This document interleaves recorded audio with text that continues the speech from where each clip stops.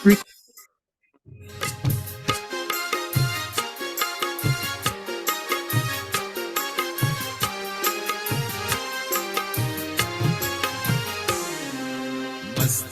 सिंहासन पे हम आत्माएं राजन बने और शासन चलाएं।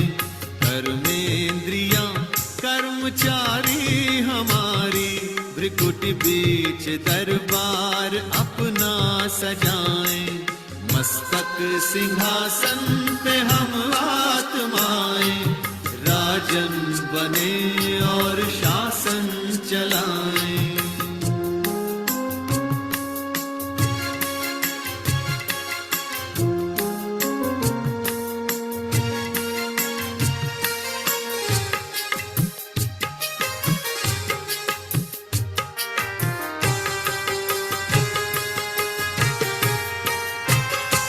करे मंत्रणा मिलके मन मंत्री से समाचार पूछे सजग संतरी से।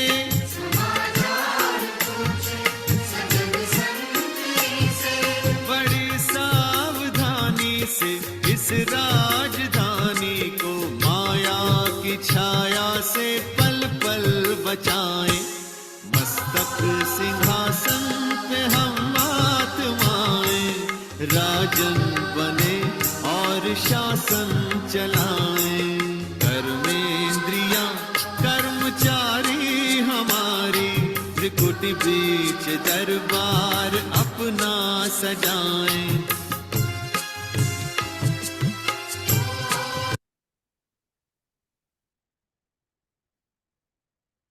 ओम शांति। जनवरी मास की अव्यक्त फरिश्ता बनने की तपस्या के साथ साथ हम सभी प्रतिदिन साकार बाबा के संग, उनके रूहानी पालना में पलने वाली महारथी आत्माओं के अनुभव भी सुनते रहें।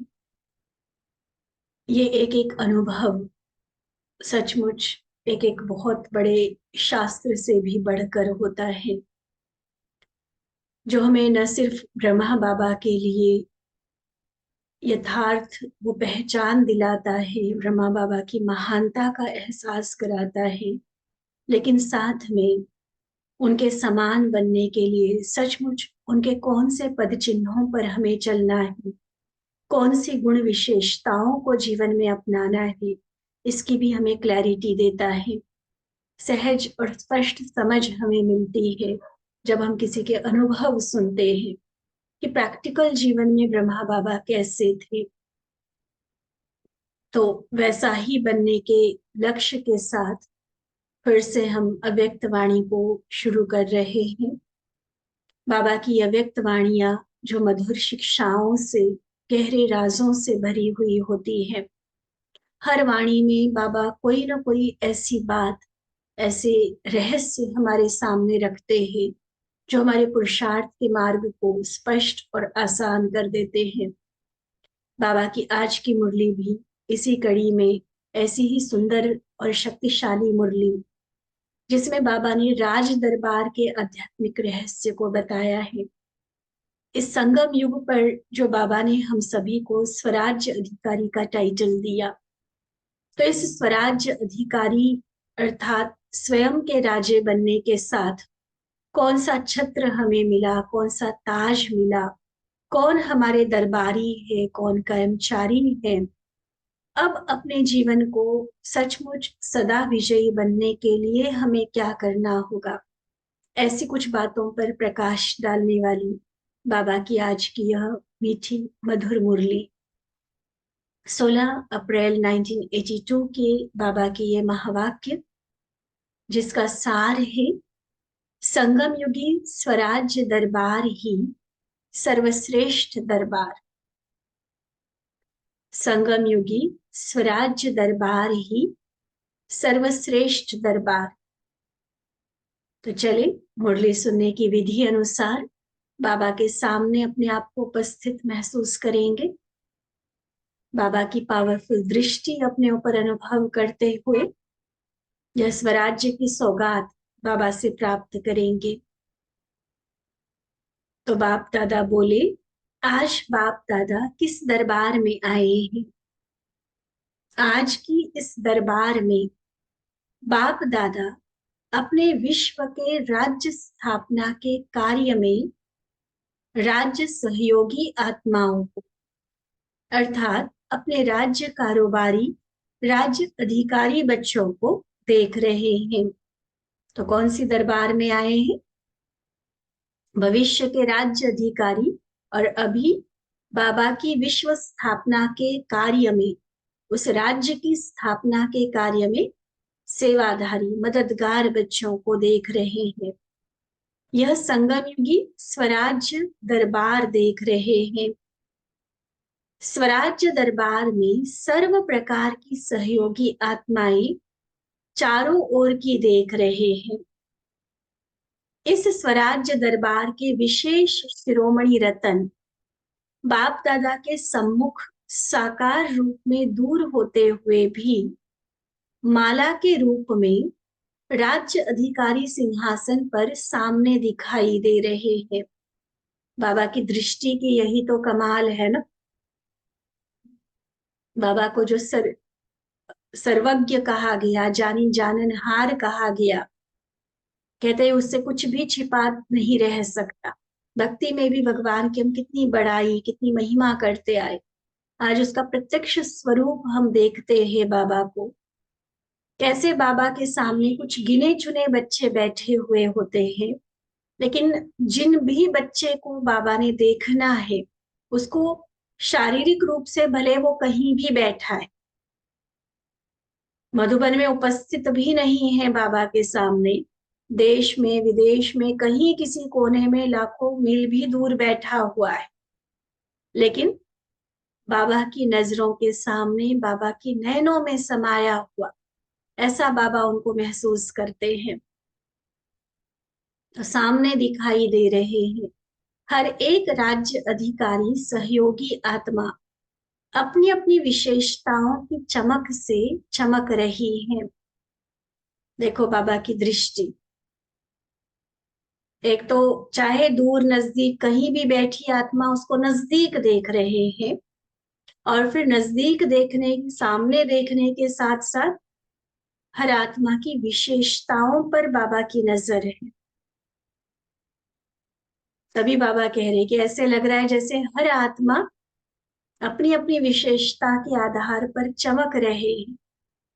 हर एक भिन्न भिन्न गुणों के गहनों से सजे सजाए। सिंहासन की राज्य निशानी कौन सी होती है? सभी दरबार में बैठे हो ना, तो दरबार में कहाँ बैठते? कोई पट पे, कुर्सी पे, सोफे पे थोड़ी होता है। दरबार में तो राज सिंहासन पर बैठते। अब हमारे राज्य सिंहासन का वर्णन बाबा करने जा रहे हैं। बिल्कुल बाबा से सुनते जाएंगे और वैसा ही स्थिति में खुद को हम उसी स्वरूप में स्थित करते जाएंगे। तो बाबा कहते, सिंहासन की राज्य निशानी कौन सी होती है? सभी दरबार में बैठे हो ना, कोई आगे है, कोई पीछे है, लेकिन है तो दरबार में।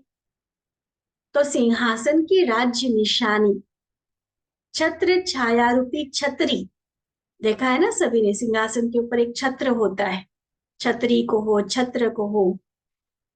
तो छत्र छाया रूपी छतरी बड़ी अच्छी चमक रही है। डायरेक्ट परमात्मा प्यार की छत्र छाया है। बाबा कहते हर एक डबल छत्रधारी है।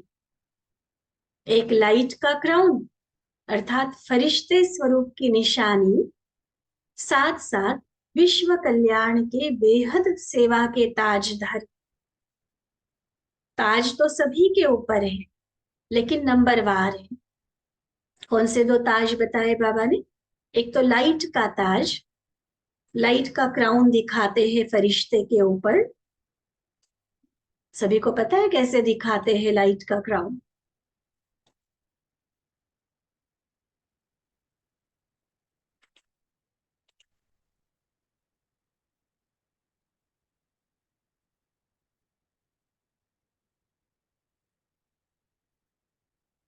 तो एक लाइट का क्राउन और दूसरा दूसरा बाबा ने कहा विश्व राज्य, वो जो अधिकार है, अथॉरिटी, तो उस राजाई का ताज।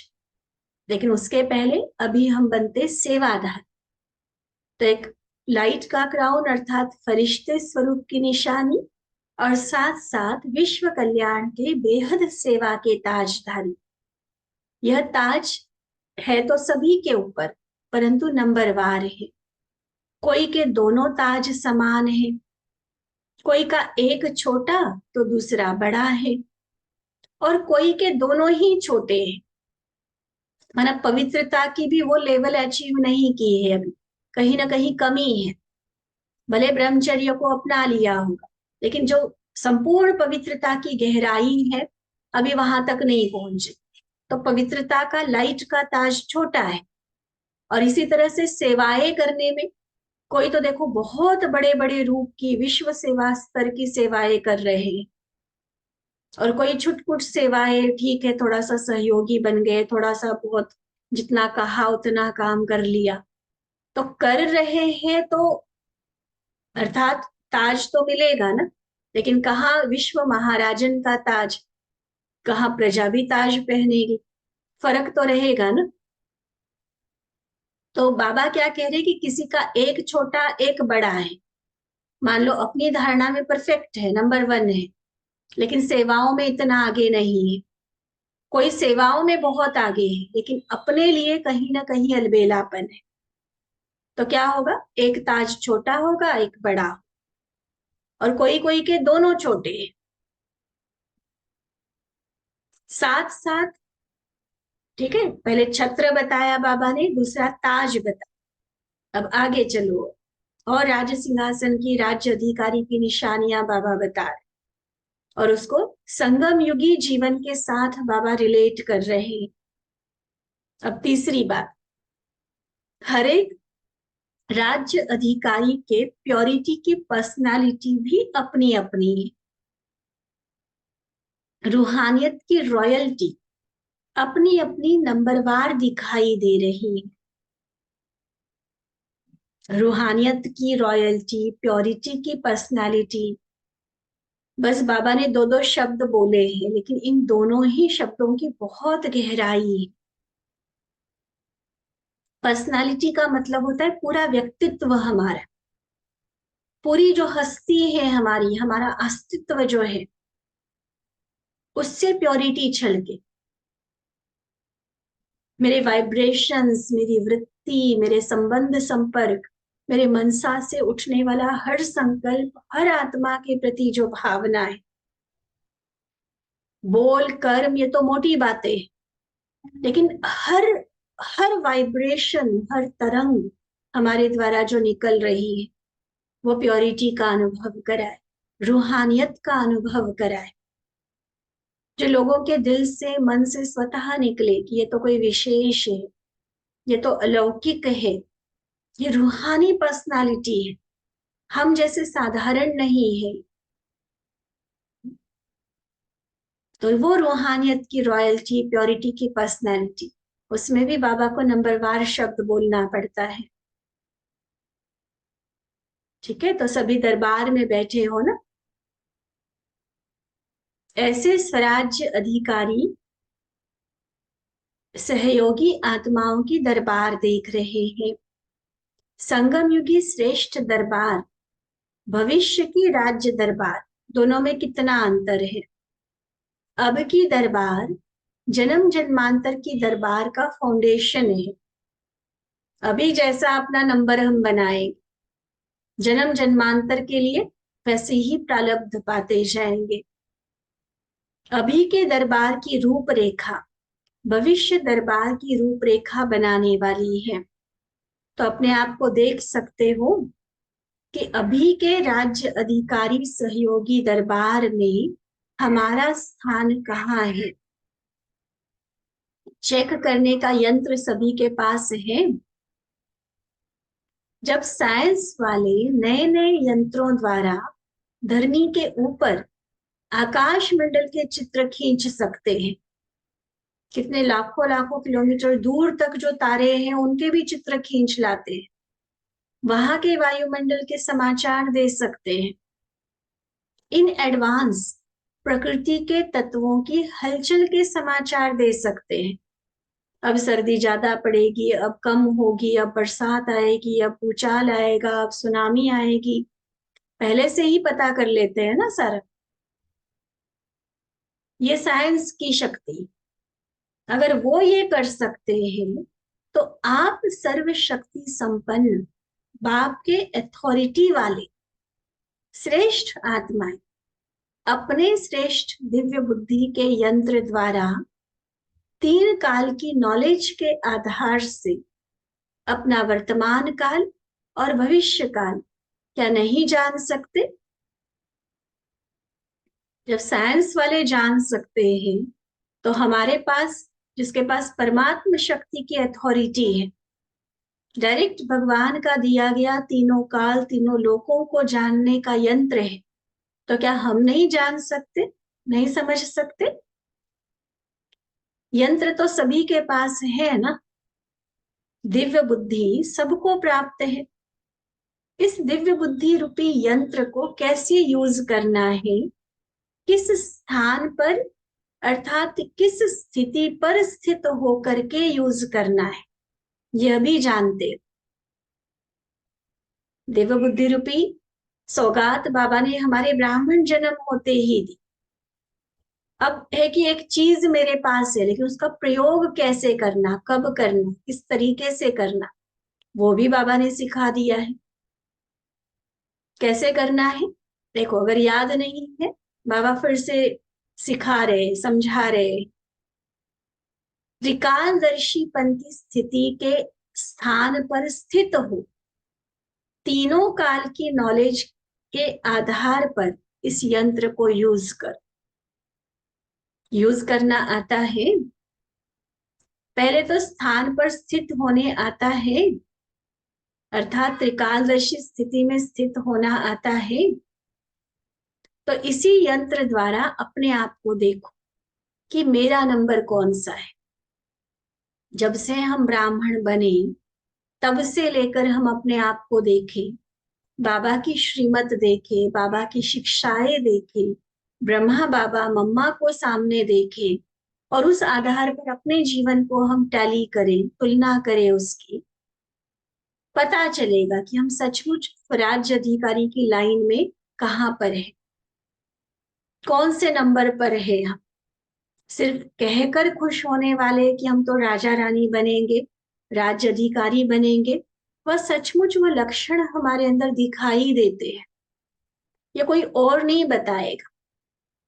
दिव्य बुद्धि द्वारा हमें स्वयं स्वयं को देखना होगा, खुद को जानना होगा कि मैं कहाँ तक पहुंचा, मैं कहाँ तक पहुंची। समझा? तो आज सर्वस्व त्यागी की बात नहीं कर रहे हैं। इसके पहले की मुरली याद होगी सभी को, जिसमें बाबा ने त्यागी, महात्यागी और सर्वस्व त्यागी की परिभाषाएं समझाई। त्यागी वो है जो कुछ बातों का त्याग करते लेकिन कई बातों में फेल भी हो जाते। महात्यागी वो जो कंप्लीट, जैसा बाबा ने कहा, जो कहा, जैसे कहा उस अनुसार अपने जीवन को चला रहे। बाबा ने कहा ना तो छोड़ दिया बस उन बात, लेकिन फिर भी कहीं ना कहीं सूक्ष्म अभिमान कि मैंने इतना त्याग किया, मैंने इतना सहन किया, मैंने इतना सबका सुना, तो वो महात्यागी की कैटेगरी बताई। और सर्वस्व त्यागी माना इस त्याग के अभिमान का भी त्याग। 3 कैटेगरीज समझाई थी ना बाबा ने, नहीं याद है तो 13 अप्रैल की 82 की मुरली फिर से निकाल कर सुन लेना, क्योंकि बीच में थोड़ा गैप हुआ है ना। तो बाबा आज क्या कह रहे कि आज बाबा सर्वस्व त्यागी, वो जो हाईएस्ट नंबर 1 स्टेज है, उसकी बात नहीं कर रहे हैं। अभी वह लास्ट कोर्स रहा हुआ है, उसको बाबा ने उस मुरली में भी इतना डिटेल नहीं समझाया था, आगे आएगी वो मुरली। आज बाबा क्या कर रहे हैं, आज बाप दादा अपने राज्य दरबार वासी साथियों को देख रहे हैं। सभी यहाँ पहुंच गए हैं। आज की सभा में विशेष स्नेही आत्माएं ज्यादा है, तो स्नेही आत्माओं को बाप दादा भी स्नेह के रिटर्न में, स्नेह देने के लिए, प्यार के बदले प्यार देने के लिए स्नेह के दरबार में पहुंच गए हैं। मिलन मेला मनाने के उमंग उत्साह वाली आत्माएं हैं। तो बाप दादा भी मिलन मनाने के लिए बच्चों के उत्साह भरे उत्सव में पहुंच गए हैं। यह भी स्नेह के सागर और नदियों का मेला है। तो मेला मनाना अर्थात उत्सव मनाना। आज बाप दादा भी मेले के उत्सव में आए हैं। बाप दादा मेला मनाने वाले स्नेह पाने के भाग्यशाली आत्माओं को देख हर्षित हो रहे हैं कि सारे इतने विशाल विश्व में करोड़ों अरबों खरबों की जो संख्या है आज विश्व में, इतनी विश्व में अथाह संख्या के बीच कैसी कैसी आत्माओं ने मिलन का भाग्य ले लिया। विश्व के आगे ना उम्मीदवार आत्माओं ने, कोई किसी को उम्मीद नहीं थी कि यह भी कुछ हो सकता है, इसका भी कुछ हो सकता है। टोटली दुनिया के हिसाब से साधारण ना उम्मीदवार आत्माओं ने अपनी सर्व उम्मीदें पूर्ण करने का भाग्य ले लिया। परमात्मा मिलन माना क्या? अप्राप्त कोई वस्तु रह ही नहीं सकती। तो ऐसे सर्व उम्मीदें प्राप्त करने का, पूर्ण करने का भाग्य ले लिया। और देखो जो विश्व के आगे जो नामी ग्रामी उम्मीदवार आत्माएं हैं, वह तो सोचती और खोजती रह गई। खोजना करते करते खोज में ही खो गए। और आप स्नेही आत्माओं ने स्नेह के आधार पर पा लिया। तो श्रेष्ठ कौन हुआ? होंगे वो दुनिया के हिसाब से नामी ग्रामी, होंगे वो वीआईपीज, होंगे वो विद्वान, रूपवान, धनवान, लेकिन भगवान को किसने पाया? सर्व मनोकामनाएं पूर्ण करने वाला वो किसका बना? हमारा बना ना। तो श्रेष्ठ कौन हुआ? कोई शास्त्रार्थ करते करते शास्त्र में ही रह गए, खोजना करते करते खो गए। कोई महात्माएं बन आत्मा परमात्मा की छोटी सी भ्रांति में अपने भाग्य से रह गए। बच्चे बनकर बाबा के अधिकार से वंचित रह गए। बच्चे बनते तो अधिकार मिलता ना, लेकिन वो तो आत्मा परमात्मा में ही उलझ के रह गए। बड़े बड़े वैज्ञानिक खोजना करते करते उसी में खो गए, उसी में उलझते जा रहे प्रकृति के जंजाल। राजनीतिज्ञ योजनाएं बनाते बनाते रह गए। भोले भक्त कण कण में ढूंढते रह गए, लेकिन पाया किसने? कितना नशा चढ़ा रहा है बाबा देव। चाहे दुनिया के वीवीआईपीज, नामी ग्रामी आत्माएं हैं, शास्त्र जानने वाले हैं, महात्माएं हैं, भक्त आत्माएं हैं, वैज्ञानिक है, राजनीतिज्ञ है, भक्त है, सब अपने अपने में उलझते भटकते और बाबा की प्राप्तियों से वंचित रह गए। और हम प्राप्तियों के अधिकारी बन गए। तो पाया किन्होंने? भोलेनाथ के भोले बच्चों ने। बड़े दिमाग वालों ने नहीं पाया, लेकिन सच्चे दिल वालों ने पाया। इसलिए कहावत है, सच्चे दिल पर साहेब राजी। तो सभी सच्चे दिल से दिल तक तनशीन बन सकते, सच्चे दिल से दिलाराम बाप को अपना बना सकते। दिलाराम बाप सच्चे दिल के सिवाय एक सेकंड भी याद के रूप में ठहर नहीं सकते। वैसे भोलानाथ है, लेकिन कंडीशन भी बहुत तगड़ी रखी है बाबा ने। भोले बच्चों पर राजी जरूर होता है बाप, लेकिन दिल सच्ची हो। तो कोई और कंडीशन नहीं है बाबा की। ये सारे फेल हो गए ना, सारे तो वंचित हो गए। ना बाबा ने धन देखा, ना पद देखा, ना भक्ति देखी, ना राजनीति के हिसाब से किसी का पोजीशन, सत्ता, पावर देखी।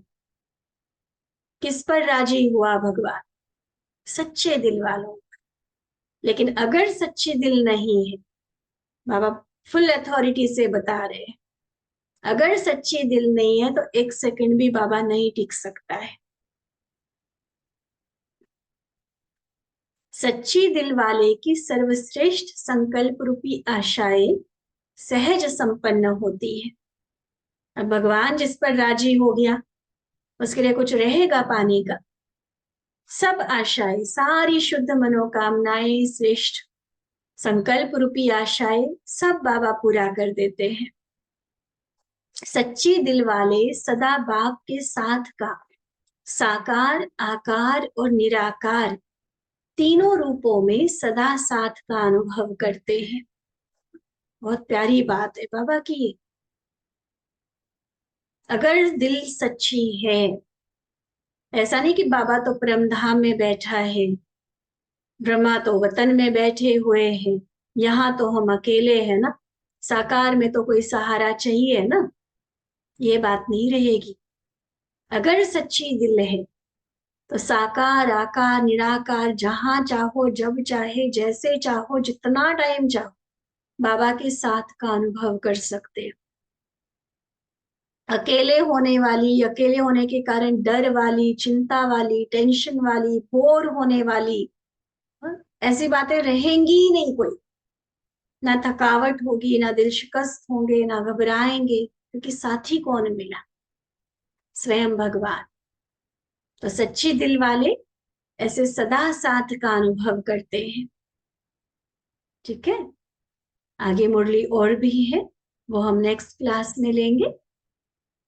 अच्छा, ऐसे सदा स्नेह के सागर से मिलन मनाने वाली बहती गंगाएं, सदा स्नेह के आधार से बाप दादा को सर्व संबंध में अपना अनुभव करने वाली, भोलेनाथ बाप से सदा का सौदा करने वाली, ऐसे सच्ची स्नेही, सच्ची दिल वाली श्रेष्ठ आत्माओं, बाप दादा का याद प्यार और नमस्ते। हम रूहानी बच्चों की रूहानी बाप दादा को दिल व जान, सिक व प्रेम से नमस्ते, नमस्ते, नमस्ते जी। अच्छा, ओम शांति।